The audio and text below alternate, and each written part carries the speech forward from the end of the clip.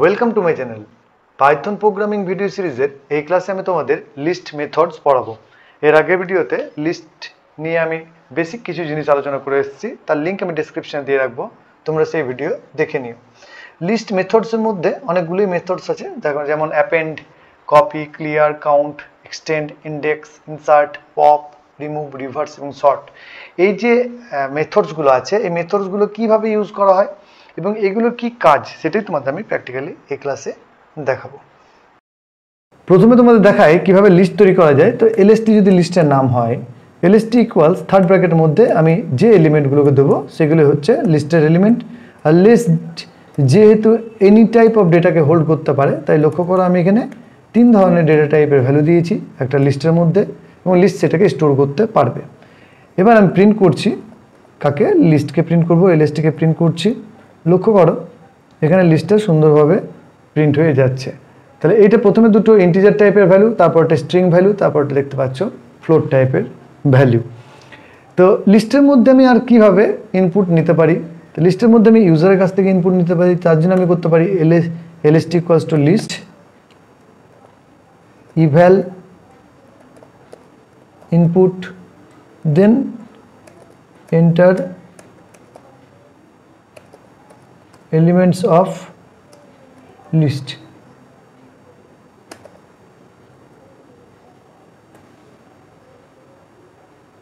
তো list element যেগুলো দেবে সেগুলো এই লিস্টের মধ্যে যাবে। আমি প্রিন্ট করছি লিস্টকে, এবার রান করাই। লক্ষ্য করো লিস্ট এলিমেন্ট চাইছে আমার কাছে, আমি লিস্ট এলিমেন্ট দিই।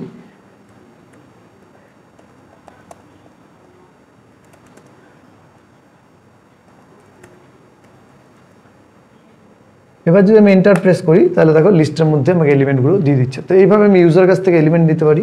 নেক্সট আমি দেখাবো লিস্টের মধ্যে কিভাবে বিভিন্ন মেথডসকে ইউজ করা যায়। তো লিস্টের মধ্যে কিছু এলিমেন্ট নিচ্ছি, ধরো 10, 20, 30, 40, 50। এই এলিমেন্টগুলোকে নিলাম লিস্টের মধ্যে। এবার এর মধ্যে কিছু টাস্ক আমি করব। যেমন দেখো এলএসটি ডট অ্যাপেন্ড, ব্র্যাকেটের মধ্যে একটা ভ্যালু দিলাম, ধরো 100। তাহলে এই ভ্যালুটা এই মুহূর্তে কী হবে? অ্যাপেন্ড হবে এই লিস্টটার মধ্যে, কারণ এলএসটির মধ্যে অ্যাপেন্ড করছি। অ্যাপেন্ড কী করে? অ্যাপেন্ড কোনো একটা এলিমেন্টকে লিস্টের শেষে বসায়। তাহলে এটা 50-র পরে অ্যাডজাস্ট হবে। রান করাচ্ছি, লক্ষ্য করো দেখো অ্যাপেন্ড করতে পারলাম এলিমেন্টটাকে একেবারে শেষে। তো অ্যাপেন্ড মানে লিস্টের মধ্যে যুক্ত করা কোনো এলিমেন্টকে সবার শেষে গিয়ে। অ্যাপেন্ডের জায়গায় আমি কি করতে পারি? অ্যাপেন্ডের জায়গায় আমি করতে পারি ইনসার্ট।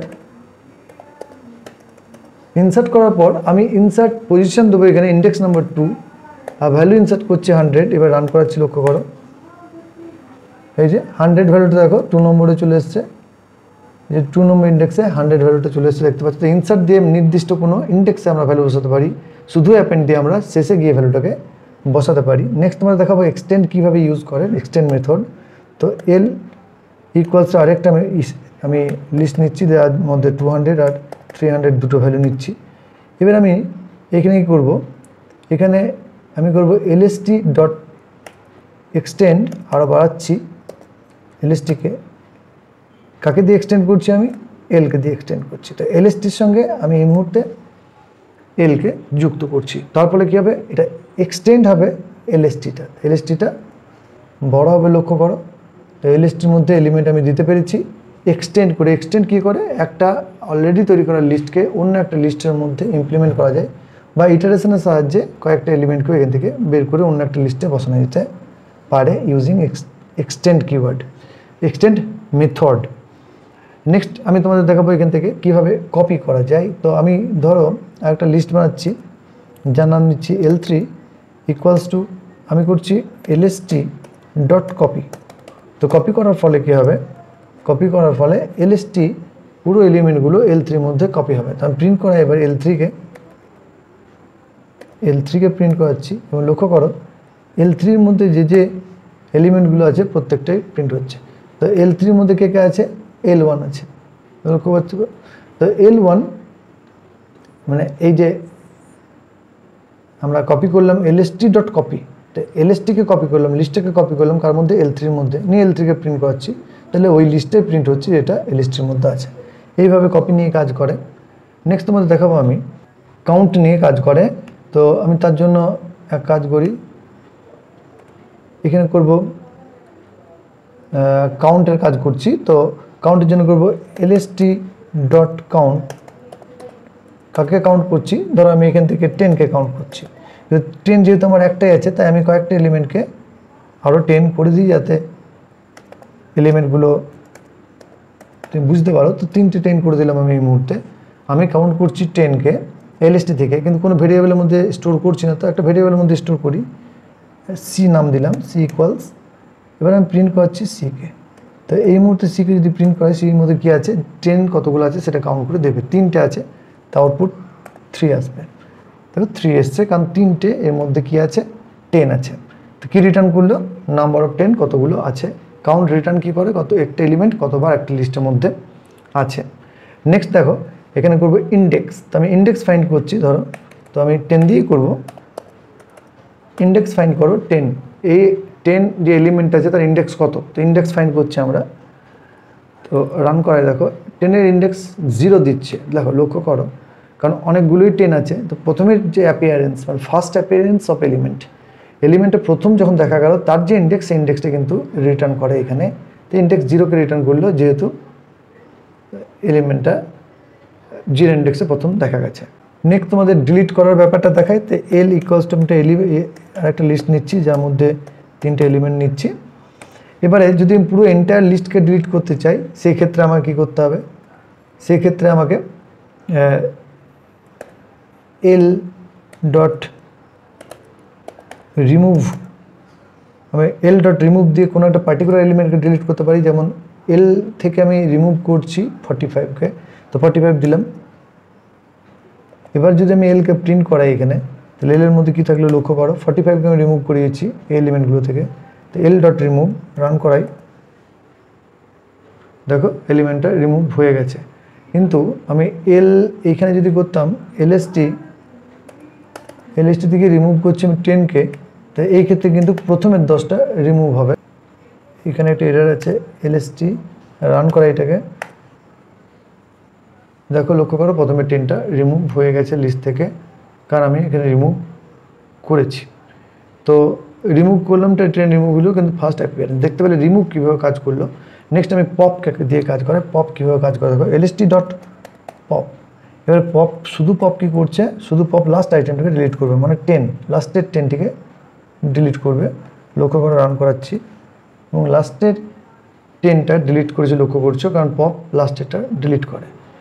নেক্সট দেখো এন্টায়ার লিস্টকে রিমুভ করার জন্য আমরা ইউজ করি ক্লিয়ার, এলএসটি ডট ক্লিয়ার। তা এলএসটি ডট ক্লিয়ার, বা আমি এলকে করে দিই, এখানে এলকে ক্লিয়ার করে দিই, এল ডট ক্লিয়ার, এখানেও এল করলাম। এবার আমি যদি রান করে দেখো এল ব্ল্যাঙ্ক, বা এল এর মধ্যে কোনো এলিমেন্ট নেই, দেখতে পাচ্ছ, কারণ এলকে আমি ক্লিয়ার করে দিচ্ছি। এইভাবে রিমুভ করা যায়। নেক্সট আরও দুটো ইম্পর্টেন্ট মেথড আছে, যেটা হচ্ছে একটা হচ্ছে শর্ট আর একটা হচ্ছে রিভার্স। তার জন্য কী করবো, প্রথমে শর্ট করবো। তো LST dot short bracket open close, তাহলে শর্ট মেথড কী করবে, এটাকে সাজিয়ে দেবে। রান করাচ্ছি, এলএসটিকে প্রিন্ট করিয়ে সাজিয়ে দিয়েছি এলিমেন্টগুলোকে ছোট থেকে বড়। এবার যদি আমরা উল্টো অর্ডারে সাজাতে যাই, বড় থেকে ছোট, তার জন্য আমরা কী করবো, রিভার্সকে ইউজ করবো। তার আগে আমি তোমাদের অনলি রিভার্স করে দেখাই, তাহলে রিভার্স লিস্টটাকে আমরা প্রথমে রিভার্স করি, দেখাই তোমার যে কীভাবে রিভার্স করাতে হয়। দেখো এখানে লিস্টটা রিভার্স হচ্ছে, দেখো 10-এর পর 34 আসছে, তারপর 10 আসছে, তারপর 50 আসছে, রিভার্স হয়ে গেল। এবার আমরা রিভার্স অর্ডারে কীভাবে শর্ট করব, তার জন্য কী করবো, এখানে করব শর্ট,